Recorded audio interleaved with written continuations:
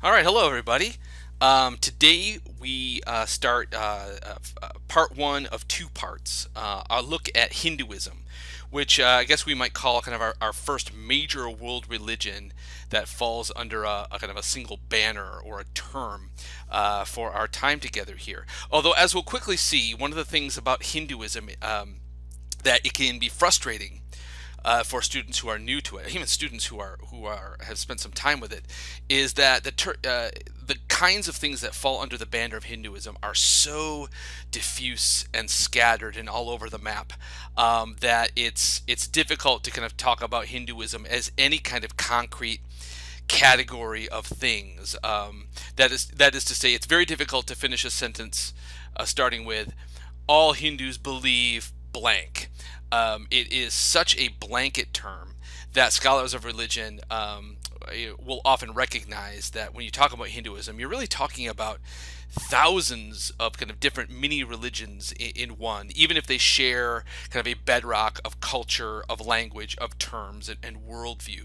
So we'll do our best to kind of, in a short space of time, to try to nail down what I take to be kind of the major elements of Hinduism. But always keep that in mind. Like all of these religions are vastly complex, but there's something particularly to the Western eye and the Western mind that's particularly baffling, I think, about Hinduism, but we will do our best along the way. All right, so where do we begin? So if we compare it to the other kind of major religious systems, religions that we associate with the quote-unquote East, Buddhism, Jainism, Sikhism, the term Hinduism usually refers to the collection of various other Indian religious traditions. So that's kind of another way of saying what I was just trying to explain, is that Hinduism is a kind of a blanket umbrella term for lots of very different and in many ways contradictory kinds of things. And if you remember when we were looking at indigenous religions, and particularly the Australian Aborigines and those things like Dreamtime, same thing here. It's very difficult to apply concrete Western categories and definitions. We like our Aristotelian logic. If A equals B and B equals C, then A equals C.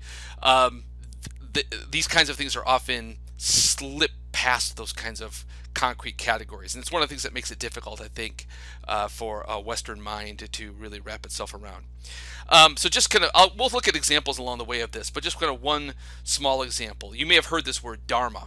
It's a Hindi word, ancient Indic word, that's often translated into English as religion. But that word dharma, if you really start to unpack it, it's this really complex web of meanings. It can refer to your own personal life philosophy. It can refer to your duty to your family and to the gods of the household. It can have to do with the nuts and bolts of particular rituals that you do at particular times of the year in particular places.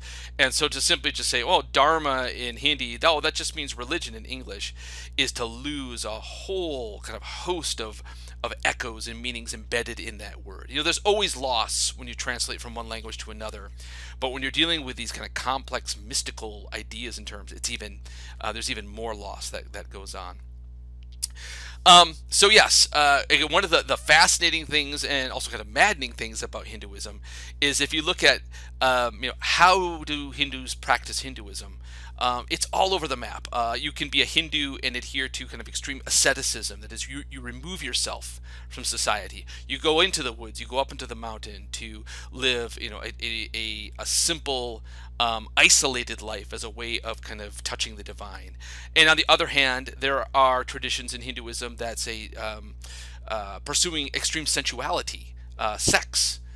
For example, as a way to kind of mimic the creative powers of the deities, is a way to practice Hinduism. There are strict, very regimented temple rituals and public festivals, as well as kind of intimate, private rituals in Hinduism. There's no there's no pope of Hinduism. There's no kind of single figure around which a huge swath of the adherents of the religion kind of look to as kind of a shepherd. It's really fragmented, and there's this famous detail, this famous fact, quote unquote, that there are 330 million deities in India. There are 330 million Hindu gods, and again, there too, the number. I think, like, to the Western kind of mathematic mind, you think, okay, well, okay, we can list them. It's a long list, but we can list them from 1 to 330 million. That's not the point. I think that the point of that stat that you'll often see pop up is the idea is that the divine in Hinduism has an infinite number of faces. It's kind of the idea is that you can't pin down the face of God because there are infinite faces of God, and therefore there are kind of infinite ways of approaching the divine under this banner that we call Hinduism. So let's begin at the beginning. One of the reasons our textbook doesn't start with, but puts Hinduism early, is that it does seem to be one of the world religions, living religions today, that goes back the furthest in terms of human civilization. So kind of Hindu tradition says that the first sacred songs sung about the gods and some of the faces of the divine were started to be sung and passed down from mouth to ear around 8,000 to 6,000 BCE. So we're talking about 10 to 8,000 years ago. Now, it's always, whenever you're talking about tradition, it's difficult to kind of pin these things down specifically, historically speaking. But kind of the historical evidence, textual evidence, does show that these songs and traditions start to become more formal. They start to be written down. The language, the alphabet caught up to the songs, you might say, and they start to be formalized around 2500 to 1500 BCE. So that's more like 4 to 5,000 years ago. Which again, in terms of human civilization, this is still deeply ancient. This is the slide I had in the background, now foregrounded here. So here you just get a few of those 330 million faces here. And again, one of the things that's so confusing, I think, again, particularly to the Western eye, is that the Hindu gods have, it's the art forms and depictions are kind of wild and fantastic. You have different colored faces. You have part animal, part human gods. You have these multiple arms and hands, and they're all carrying something different. And the colorful pinks and blues and oranges and the gold and the jewelry. What does it all mean? Again, very difficult to say. In part 2 of this series on Hinduism, which we'll get to next week, I'll pick a couple of examples and try to break down what are some of the common interpretations of some of these symbols and what do these mean, because it looks so odd to the Western eye. So when you talk about the origins of Indic civilization, you're talking about kind of this area of the world, which is called the Indus Valley, this fertile plain which straddles the Indus River here in the northwestern part of what we would call the subcontinent of India today, and kind of bridging over into what we call Pakistan today. Again, a place of a political kind of ethnic hotbed to this very day.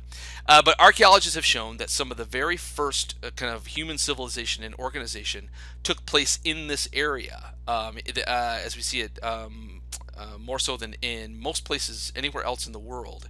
And so it's out of that very early ancient civilization and organization that these first songs, so goes the theory, about these gods start to arise and then start to spread throughout this area. So India today, what we call the country of India, the subcontinent, is still the heart and soul of Hinduism. The vast majority of Indians, Indians from India, subscribe to some kind of form of Hinduism. You find Hindus throughout the world. There's lots of Hindus. In America, there's Hindu temple right here in Grand Rapids, Michigan. But India is the heart and soul of Hinduism. So I want to talk about a few of the major texts that are important to kind of understanding Hindu ideas and notions of deity. Again, just because Hinduism is such a broad term, there's no kind of one, quote-unquote Bible of Hinduism. There are several texts that are considered sacred by many, if not most, Hinduisms. But it's a different relationship between worshiper and text than you would see, say, with a Jew and Torah, or a Christian with the New Testament and the like. The Vedas, these religious text songs, are often accepted as being kind of the first of these, the oldest of these songs, and amongst the first to be written down in the ancient language and alphabet of Sanskrit. Here you see a parchment with some lines of the Vedas written down in that particular ancient alphabet. Now, where do these come from? Again, whenever you're going this back far in history, it's always very difficult to be concrete with your terms and with your dates. But the idea is, you can see this in lots of cultures. Most cultures that develop a written language, their core literature, their traditions, circulated orally. And so, the language itself, the spoken language, existed before the alphabet, before you could, find a way to express the language in written form. It probably, these songs circulated orally for hundreds of years before finally becoming compiled somewhere around 2000, 1500 BC in Sanskrit. So the alphabet catches up to the language. Again, still, in terms of human civilization and in terms of writing, this is extremely early.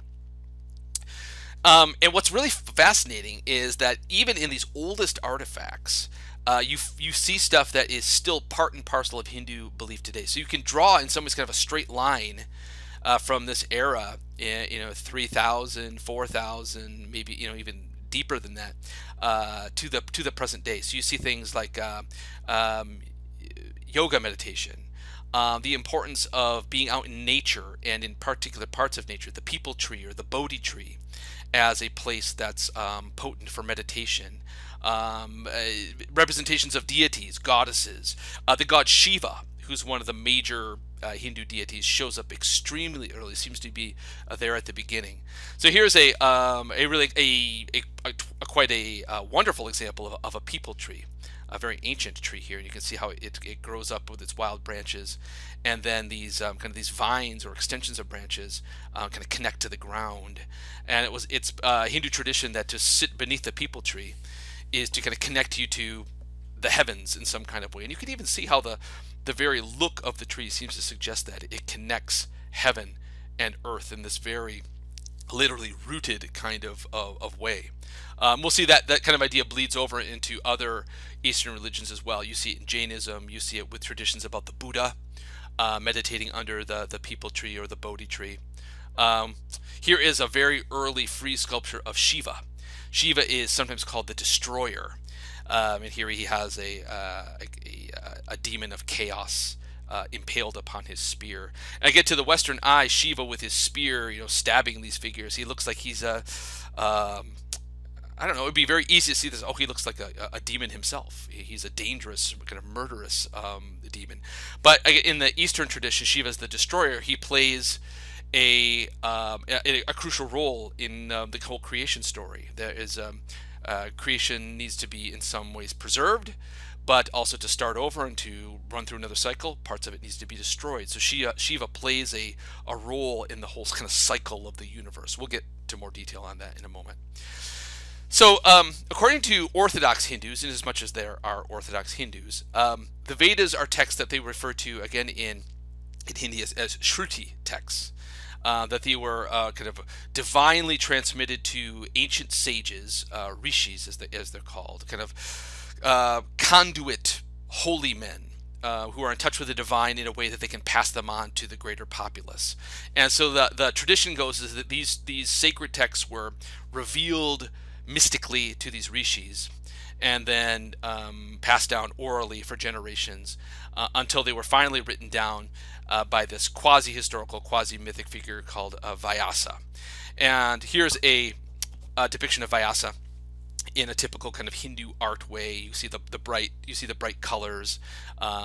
He holds up his hand in blessing and greeting, and he holds up a box of pens. He's the scribe, and you can see a jar down here for mixing the ink. He's kind of again, if you're familiar with the Greek mythology, we talked about Hesiod or Homer, these kinds of poetic figures that bridge that gap between the purely oral world into the world of writing. You might say Vyasa plays that kind of role. Was there a Vyasa? Probably not. He represents kind of just a shift in culture, is how I would define him. One of the oldest of these Vedas, the so-called Rig Veda, kind of gives us perhaps a view into an early Hindu idea of who the core deities were in their pantheon.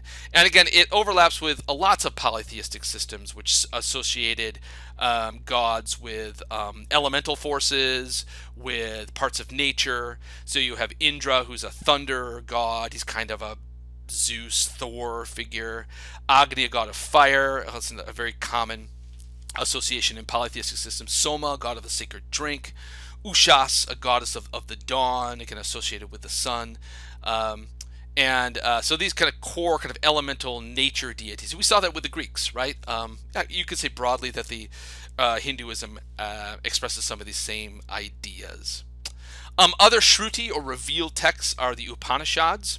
And it's in the Upanishads that we start to see developed some of these kind of core Hindu worldview ideas, which I would say are things that the vast majority of Hindus would kind of ascribe to, even if they might pursue them in different kinds of ways.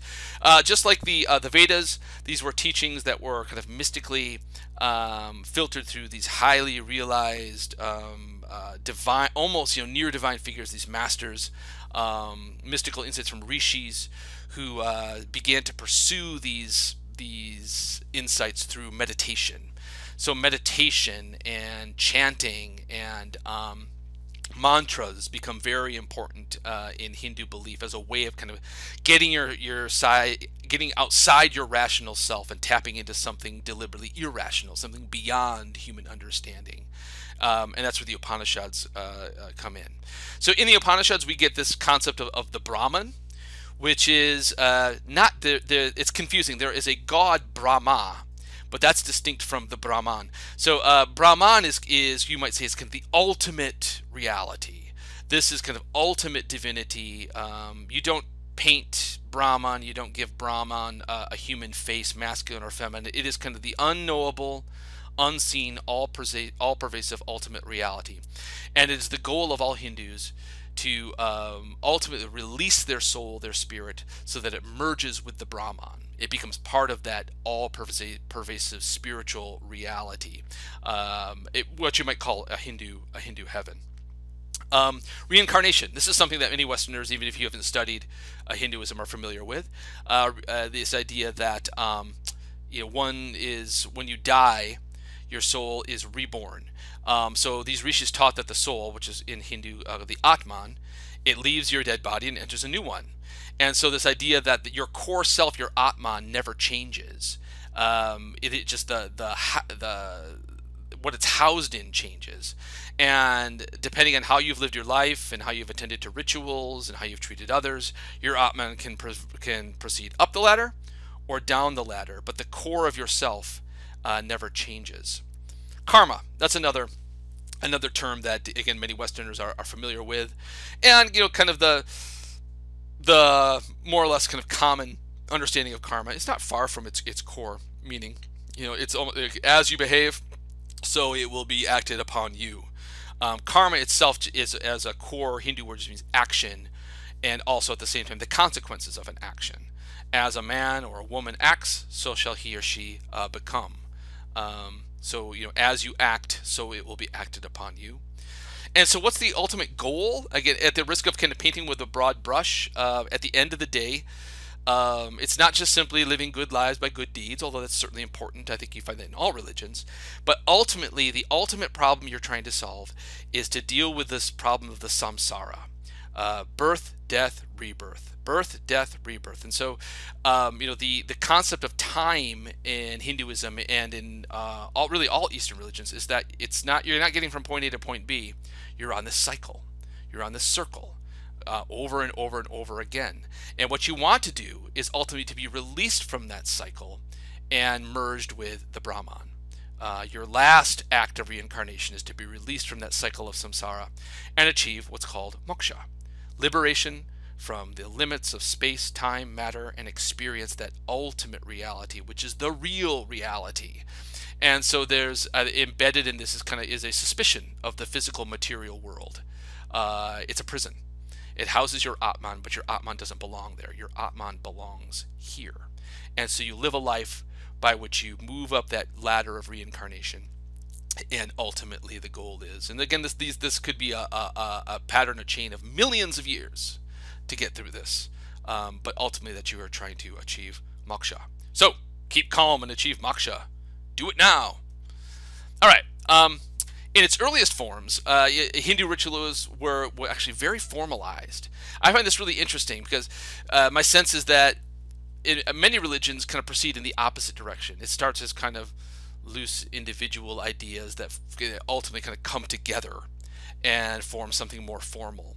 But Hinduism seems to actually have gone in the opposite direction. So Hinduism began as a fairly formalized kind of temple-based religion, and it was controlled by a caste of priests called the Brahmins. You can see the word for the ultimate reality embedded in this names. We'll talk about the caste system.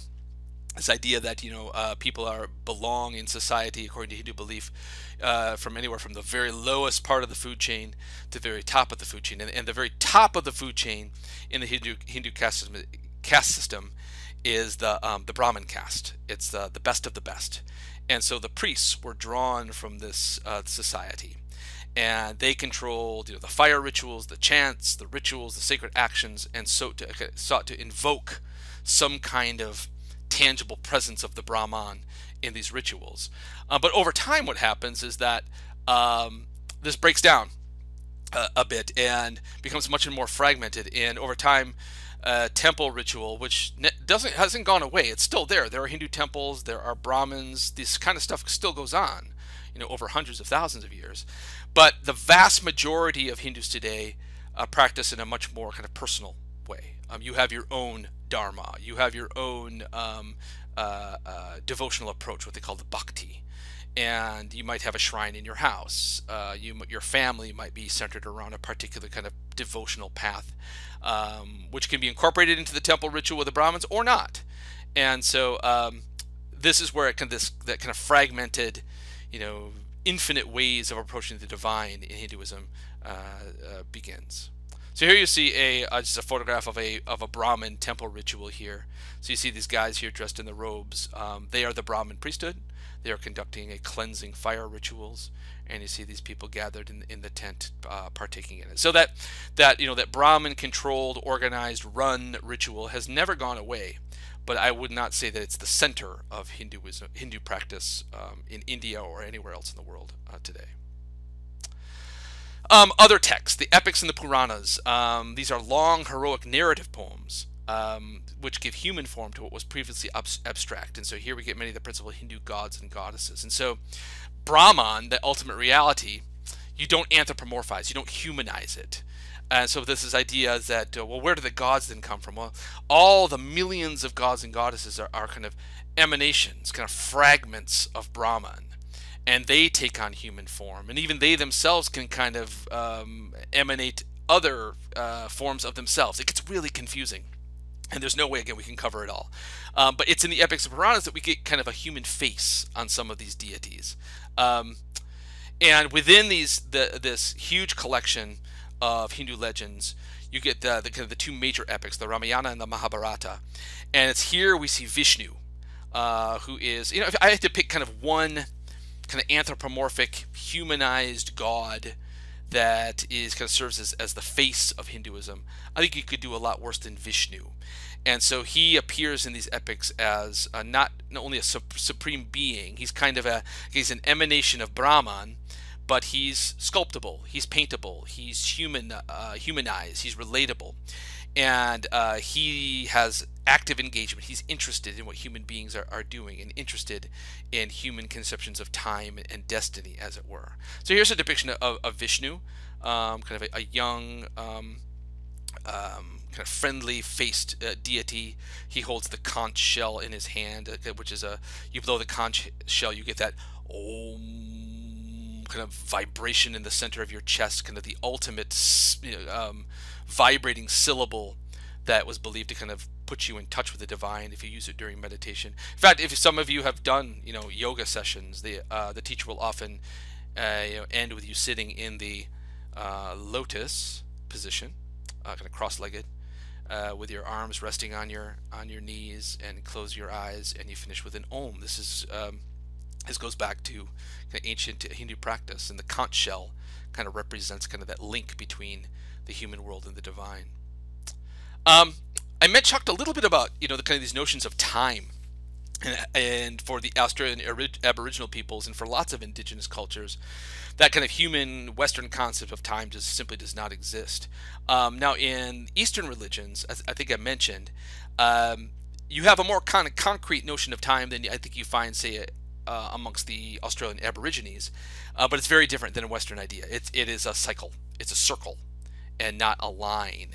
And their notions of time, and just in terms of numbers, the numbers themselves are staggering.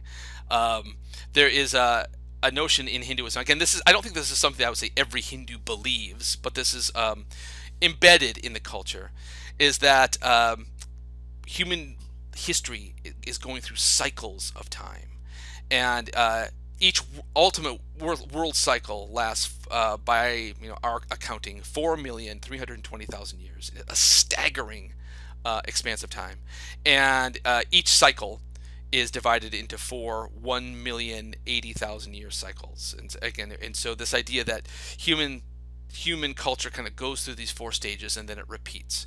And this is a very common, I mean, just like we saw in Hesiod, this kind of idea that there's a decline. Things start perfect or near perfect, and then as you kind of go down through the ages, things get worse. What's different here is that in the Eastern notions of time, once you hit rock bottom, ultimately things will start over again. Everything burns out and has to be rebuilt. The first age, Dharma, in here, moral order, religious perfection, ritual rightness, is simply natural, and so the kind of connection between human beings and gods is a given. The second age, which in Hindu iconography is sometimes depicted by a cow standing on 3 legs, so you're still fairly stable, but a 3-legged cow is in danger of course, tipping over.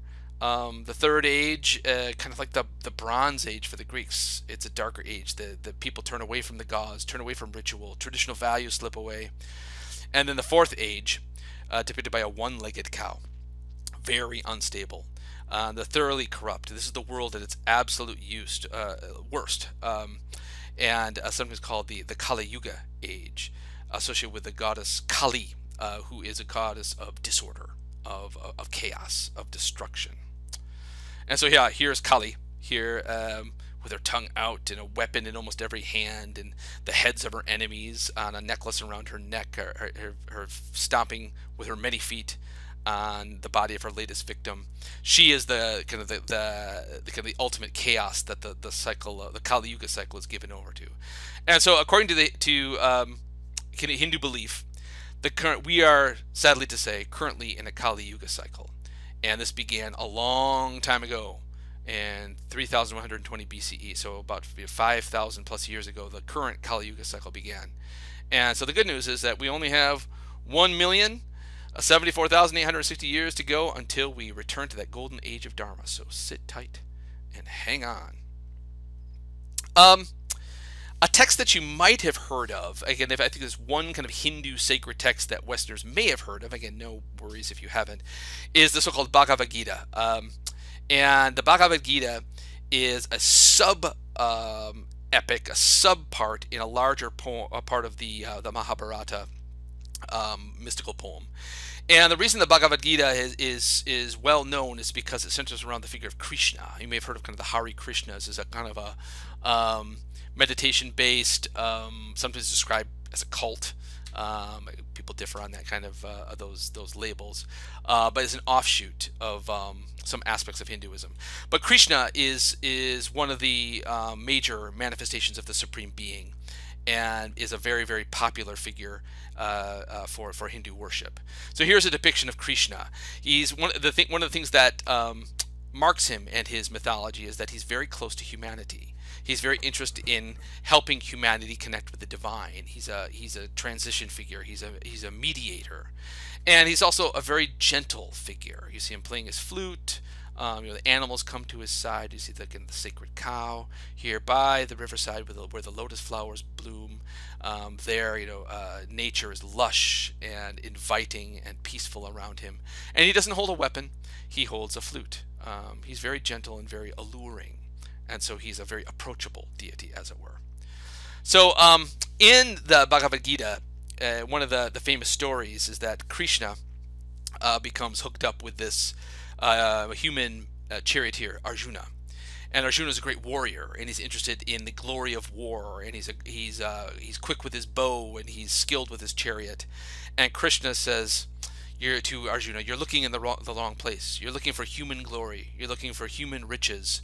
You're looking for your identity and what other people think of you." And so he encourages Arjuna to reject that lower self for the higher self. Transcend these lowly human desires. Free yourself from all earthly desires. A concept that we'll see in Jainism and Buddhism as well as the only real path to freedom.